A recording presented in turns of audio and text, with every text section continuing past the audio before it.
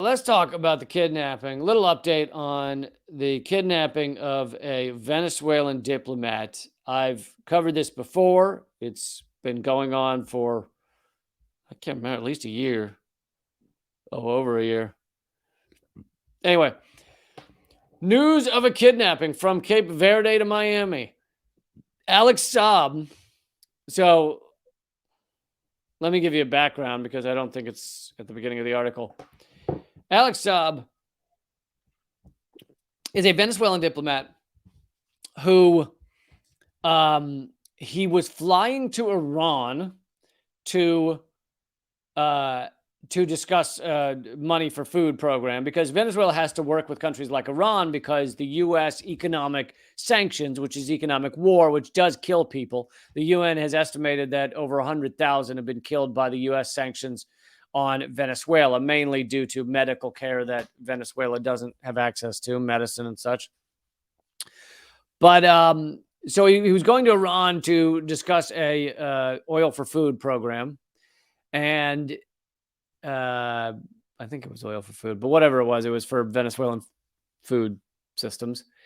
And his plane stops over in Cape Verde, and I guess they didn't realize. I guess Venezuela didn't realize that the U.S. has enough pull that they get Cape Verde to arrest him and kidnap him, and he's then tortured by either U.S. or U.S. puppets.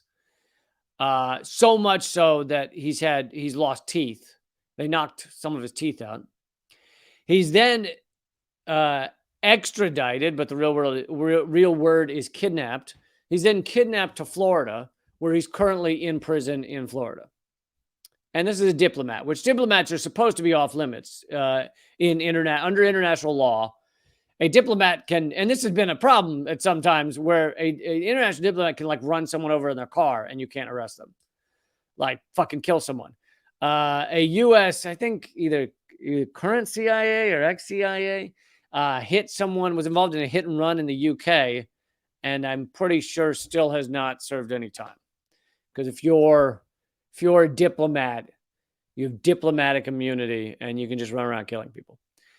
So yet this guy was trying to get money for food or food, I guess, for money, and he was kidnapped.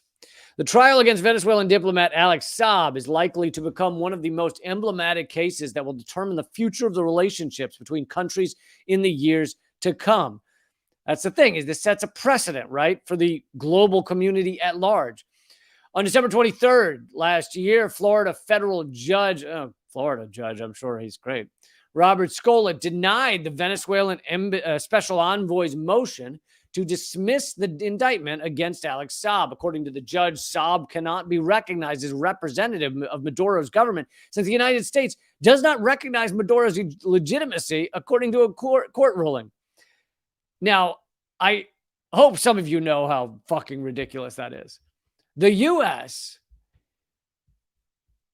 in Venezuela, Maduro is elected. And Maduro has been elected by an election system that is far more legit than the United States election system. They don't vote on black box machines that you can never see inside and can never count.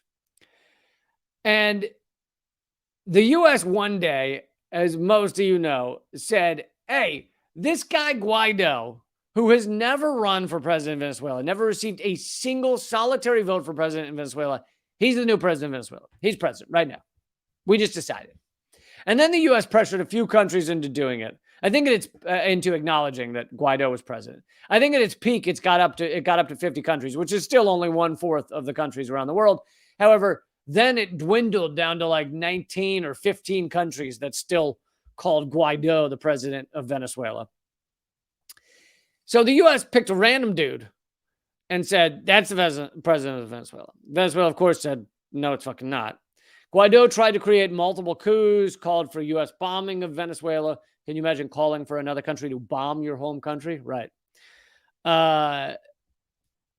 And because of this, because the U.S. said this rando is the president of Venezuela, the judge in this case said that Alex Saab does not count as a diplomat because he is representing a government that doesn't exist.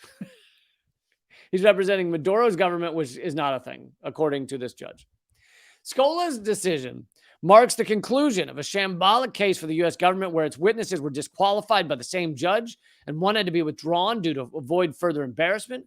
Scola gave U.S. prosecutors a stroke of luck in a case they were about to lose by ignoring the strong evidence presented by the Venezuelan government related to Saab's diplomatic credentials and overlooking the issue during the evidentiary hearing. This case sends a clear message to the international community that nothing is out of bounds, not even the rights and protection normally assigned to diplomats, something even the U.S. has consistently defended in recent history until now. There are allegations that Saab, who has cancer, suffered torture in his detention and lost a number of teeth as... there are allegations that he suffered torture in detention and lost a number of teeth as a consequence of his treatment. So this is a man who's been kidnapped by the U.S. government.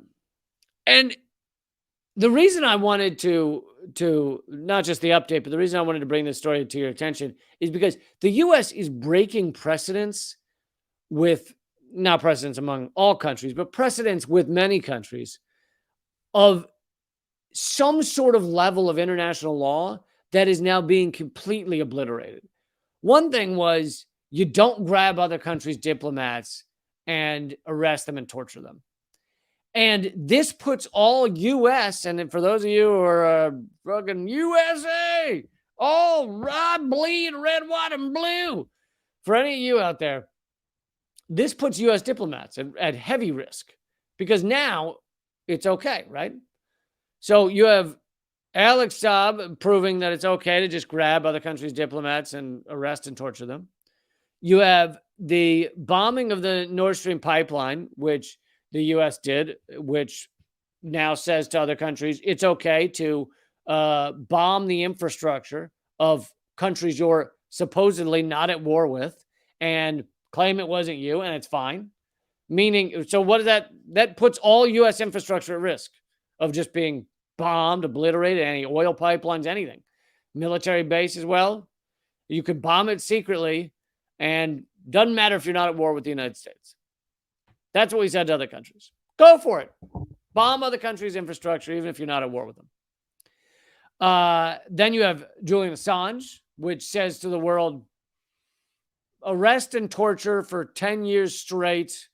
And it will be, if he's extradited to the U.S., it'll be 100 years. Arrest and torture any publishers, any journalists you want, because we have shown that we don't care for freedom of press at all. And we will arrest and torture journalists and publishers. So go for it. We're setting a precedent, right? And in these multiple regards, the U.S. is saying to the world, all international rule of law is off. Everything that we thought we had put into place, and I get that there are plenty of countries that arrest journalists, so I'm not, and by the way, the U.S. continues to arrest journalists and assassinate journalists, Michael Hastings. But